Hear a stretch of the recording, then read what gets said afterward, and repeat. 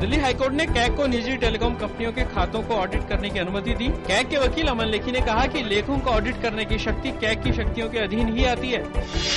दिल्ली के मुख्यमंत्री अरविंद केजरीवाल ने कहा कि देश के किसी भी हिस्से में सेना की तैनाती आंतरिक सुरक्षा की चुनौतियों को देखते हुए की जानी चाहिए। अरविंद केजरीवाल ने प्रशांत भूषण के कश्मीर वाले बयान पर दी सफाई। केंद्रीय सूचना और प्रसारण मंत्री मनीष तिवारी ने प्रशांत भूषण के बयान पर प्रतिक्रिया देते हुए कहा कि जम्मू कश्मीर देश का अभिन्न अंग है। उन्होंने कहा कि भूषण को सभी पहलुओं की जांच पड़ताल के बाद ही बयान देना चाहिए।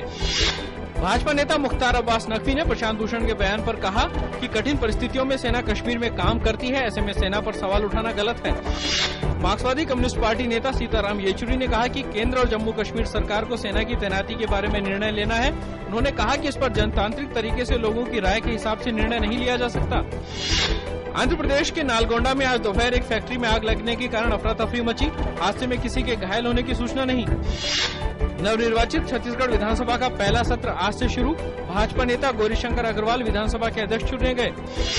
उच्चतम न्यायालय ने केंद्र को निर्देश दिया कि देश में वन नीति पर अमल सुनिश्चित करने के लिए राष्ट्रीय नियामक नियुक्त करे, जिसका कार्यालय सभी राज्यों में हो।